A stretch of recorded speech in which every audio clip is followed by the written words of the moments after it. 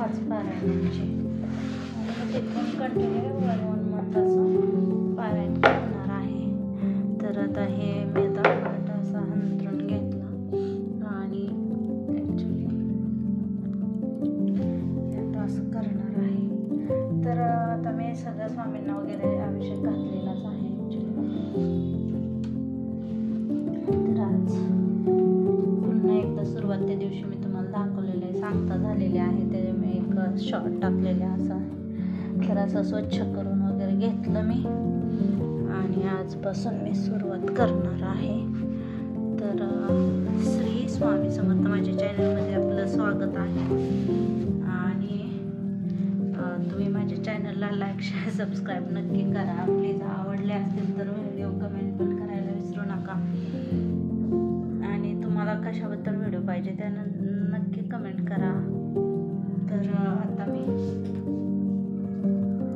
पाठ वगैरे अंथरून घेतलेला आहे आणि आता मांडणी दाखवते. मी अगदी साध्या पद्धतीनं मांडणी करते, तर चला तुमच्याशी शेअर करायला असं वाटलं म्हणून करते. तर मी दाखवते आता मांडणी. तर हा प्रथम मांडलेला आहे आणि इथं मी मांडत आहे. तर अशा प्रकारे मी हा कलश तर इथे ठेवलेलाच आहे आणि मग त्याच्यात मी एक सुपारी टाकते, असेल तर टाका नाही तुम्ही हळदी कुंकाचे पट्टे ओढायचे त्यांना. आणि आपला शुभ कलश ते शुभ कार्य करतो म्हटल्यावरती 1 रुपया आणि हे टाकायचं.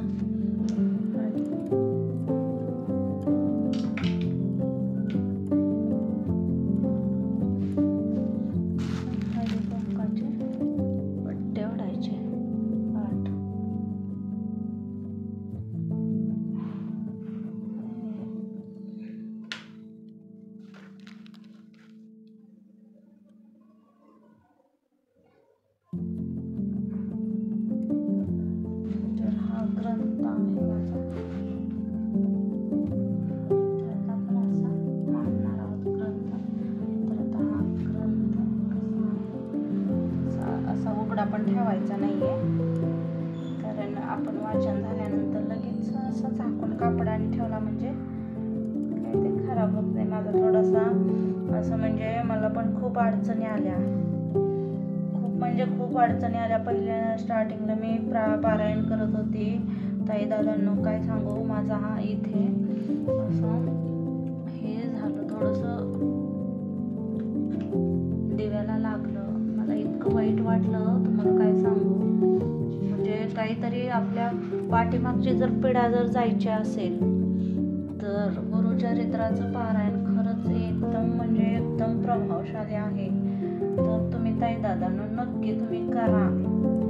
पारायण करणारा आयुष्यात कधीही दुःखी राहत नाही, मी एवढंच सांगेन. असं एवढं ते प्रभावी आहे. ताई दादांना तुम्ही वाचलं पाहिजे. वाचल्यानंतर आयुष्यात काही गोष्टी आपल्याला कमी पडत नाहीत, कमी तर पडतच नाहीत. आणि ऑन द स्पॉट आपले स्वामी आपल्याला मदत करायला, आपल्या मदतीला, म्हणजे त्यांना त्यांचं दिलं की स्वामी आपल्यालाही आपलं देतात. हे नेहमी लक्षात ठेवायचं आणि आपली स्वामींची सेवा करत राहायचं. स्वामी असे गुरु आहेत की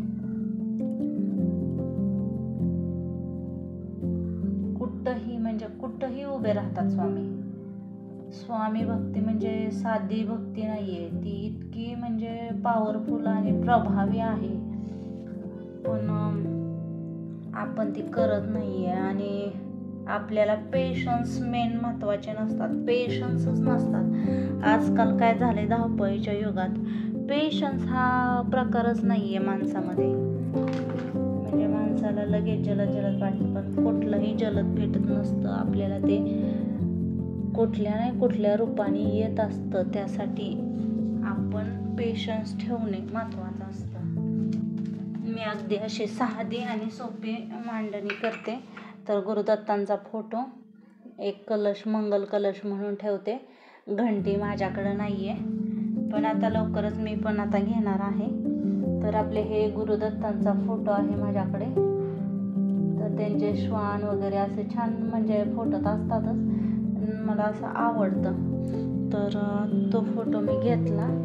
आणि काय हा माझा स्वामींनी हा मला प्रसाद दिलेला आहे, दिसतो तुम्हाला असा वर करून दाखवते. हे बघा, हा बघा किती छान असा, म्हणजे स्वामींची आमच्यावर कृपा आहे असं मला वाटतं. म्हणजे वाटतं नाही तर खरंच आहेच, आहे म्हणजे आहेच. मी खूप स्वामींचे मला खूप अनुभव आलेले आहेत. तुम्हीही स्वामी सेवेत मग्न राहा, हेच मी सांगेन तुम्हाला. सतत माझ्या व्हिडिओतून तुम्हाला समजत असं असेल हे स्वामीचंच व्हिडिओ का करते, म्हणजे इतकं स्वामींची पॉवरफुल ही आहे.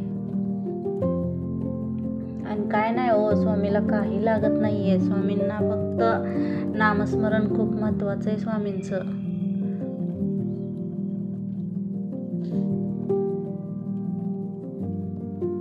आणि आपलं आयुष्य सार्थक करायचं असेल तर एवढी तर सेवा करणं आपल्याला हेच आहे, हो की नाही?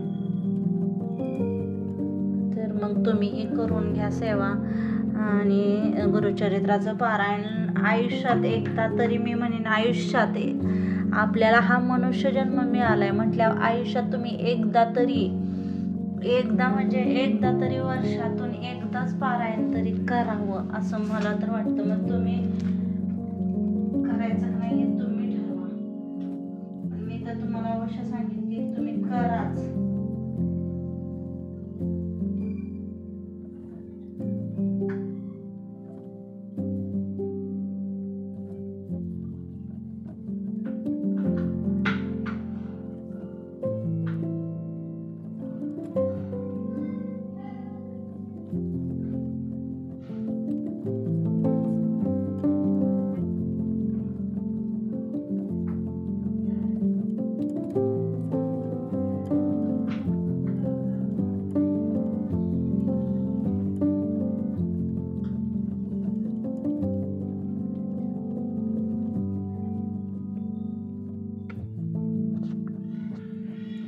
अशा प्रकारे दिवा मी प्रज्वलित करते. आणि गेल्या पारायणाला मला तुम्हाला व्हिडिओ शेअर करायचा होता. छोट्या मुलाचे पाय उमटले होते माझ्या दिव्यामध्ये.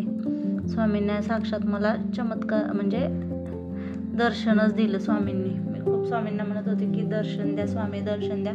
मी तोही व्हिडिओ तुम्हाला मी शेअर करेन. तर आत्ता सध्या तर तुम्हाला मी दाखवलं, मी संकल्प केला आहे आधीच, तर तो काही मी व्हिडिओ शेअर केला नाही आहे. आणि स्वामींना हे पण केलेलं आहे, अभिषेक पण केलेला आहे, त्याच्यामुळे तो मी सकाळीच केला, त्याच्यामुळं व्हिडिओ काय तो मी शेअर केला नाही आहे. तर आता मी फुलं येताना आणणार आहे. मनस्वीला शाळेत जायला हे करायला जाणार आहे. मग येता मी फुले घेऊन येणार आहे. त्यावेळेस फुले देते. आता स्वामींना आता सध्या तर फुले नाही आहेत, आमच्यापासून लांब आहेत, जरा फुले आणता येत नाही आहेत.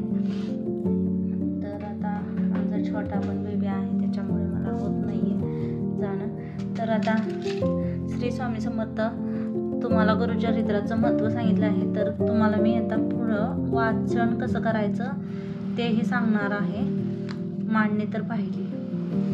तर आता त्यातलं वाचन कसं करायचं तर तुम्हाला सांगते. वाचन म्हणजे शनिवारी सांगता येईल असं, म्हणजे आज शुक्रवारी चालू करायचं. मग शुक्रवार चालू केलं तर शनिवारी सांगता येते, म्हणजे 8व्या दिवशी सांगता, 7व्या दिवशी वाचन होऊन 8व्या दिवशी सांगता करायची. तर एक दलच अन्न खायचं. जर कुणाला अशक्त असाल, आजारी असाल तर उपवास, तर शक्यता नसेल तर करूच नका. आणि जेवणाचाही नियम पाळू नका असं म्हणेन. तर आणि शक्यतो तुम्हाला 3-3:30ला नसेल जमत तर सकाळचा 8ला तुम्ही वाचलं तरी चालतं. 6ला बसला तरी 9 वाजेपर्यंत तुमचे 10 अध्याय पूर्ण होऊन जातात. त्याच्यामुळं वाचण्याला एवढंही करायचं नाही आणि जीवावर बेतल असं काहीही करायचं नाही. तर आधी जीवही आपला महत्त्वाचा आहे. आणि स्वामींना प्रार्थना करायची, माझ्याकडून तुम्हीच वधवून घ्या, हा जो तिसरा वेद आहे तो माझ्याकडून वधवून घ्या, माझ्याकडून चांगलं कार्य करून घ्या. सतत असं स्वामींना प्रार्थना करायची. दिवसातून तुम्ही 10 ते 15 वेळा स्वामींची प्रार्थना मागितली पाहिजे की स्वामी माझं हे करा, माझ्याकडून ही सेवा करून घ्या, माझ्याकडून ती सेवा करून घ्या स्वामी. आणि आपण बसायचं. परत पहाटे नाही झालं तर तुम्ही 10 वाजेपर्यंत वाचू शकता. तर त्याच्यात परान्न घ्यायचं नाही. तुम्ही 7 दिवस वाचत असाल तर त्याच्यात परान्न घेऊ नका. एक धान्य फराळ करावा, म्हणजे एकच अन्न खायचं, चपाती किंवा भाकरी खात असाल तर चपाती नाही खायची, चपाती खात असाल भाकरी खायची नाही. तर बाहेर खाण्यास काय हरकत नाही, पण स्वतःच्या पैशानेच खायचं, दुसऱ्यांनी दिलेलं खाऊ नका. तर चामड्याच्या वस्तू वापरायच्या नाही आहेत. नायलॉनच्या, रबरी, चप्पलजोड काही वापरायचं नाही. कालावधीत ब्रह्मचर्य महत्त्वाचं आहे. ब्रह्मचर्य पालन करायचं. स्त्रिया असतील त्यांनीही करायचं आणि पुरुष असतील तर त्यांनी करायचं. आणि पुरुष असतील तर त्यांनी दाढी वगैरे करू नये. ह्या काळात दाढी वाढवू नये आणि स्वतःच्या हाताने दाढी करावी काही हरकत नाही, पण स्वतःच्या हाताने करावी. तर दुसरं आहे, आणि घरी अंत्यविधीस वगैरे काय तसं तर शक्यतो येणारच नाही. आपण हीच प्रार्थना करायची गुरुदेवांना की माझ्याकडे हे कर. आणि मग वाचण्याचा कालावधी काय असतो, वाचताना पहिलं गायत्री मंत्रांची एक माळ करायची आणि स्वामी स्तवन हे वाचायचं आणि सुरुवात करायची. तर रोज सकाळी काय करायचं, संध्याकाळी पोतीस नैवेद्य दाखवायचा, आरती करायची वाचून झाली की संध्याकाळी आणि सकाळी दररोज करायचं. आणि झोपताना विष्णू सहस्त्रनाम वाचायचं. आणि पद्धत कशी आहे, पहिले 1 ते 9 अध्याय, दुसऱ्या दिवशी 10 ते 21, तिसऱ्या दिवशी 20 ते 29, चौथ्या दिवशी 30 ते 35, 5व्या दिवशी 36 ते 38, 6व्या दिवशी 39 ते 43, 7वा दिवस 44 ते 53. असे 7 दिवस अध्याय वाचायचे. 53 अध्याय आहेत, 1 ते 53. आणि हा सप्ताह 7 दिवसाचं पारायण तयार होतं. आणि 21 दिवसात 3 पारायण, 49 दिवसात 7 पारायण करायच्या पद्धती देखील आहेत, पण ते आपल्याला इथं करायच्या नाहीत. आणि 8व्या दिवशी सांगता करायची. सांगता करताना सकाळी 10:30 वाजता दत्त महाराज, कुलदेवता स्वामी समर्थ महाराज आणि ह्यांना नैवेद्य द्यायचा. गाईला खाऊ घालायचा, स्वतः घ्यायचा आणि मगच भोजन करायचं. नैवेद्य घ्यायचा बरं का, आणि मग भोजन करायचं. मग कालावधीमध्ये सुद्धा आपण नित्यसेवेमध्ये खंड पडू देऊ नये. म्हणजे आपली जी नित्यसेवा असते ती 3 दिवस वाचू नये. 1 दिवसही पारायण फक्त दत्तधाममध्ये म्हणजे गाणगापूरमध्ये इथंच करावं. आणि वैयक्तिक पारायण म्हणजे आपण आता 7 दिवसाचंच नेहमी करावं असं हे. आणि निष्ठापूर्वक करा, अनुभूतीपूर्वक साक्षात्कार होतोच. या ग्रंथाचं मोठं वैशिष्ट्य म्हणजे दुःखितांना, वेगवेगळ्या प्रकारच्या शापितांना सुद्धा, असाध्य आजार असणाऱ्यांना सुद्धा आजार बरे होतात. काही भानामती असू द्या, काही असू द्या, पितृदोषी असू द्या, सगळं मुक्त होऊन आपण शुद्ध होतो. आणि त्यांना आपण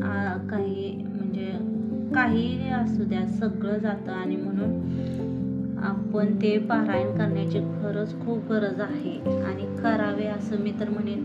मी तर करतेच आहे, तुम्ही सुरुवात करा. आणि व्हिडिओ इथंच थांबवते. मग आता पुढच्या व्हिडिओमध्ये मी तुम्हाला सांगता म्हणजे पारायणाच्या समाप्ती कशी केली ते दाखवेन. तर श्री स्वामी समर्थ, जय जय स्वामी समर्थ, श्री स्वामी समर्थ, जय जय स्वामी समर्थ. माझ्या चॅनलला लाईक, शेअर, सबस्क्राईब करा.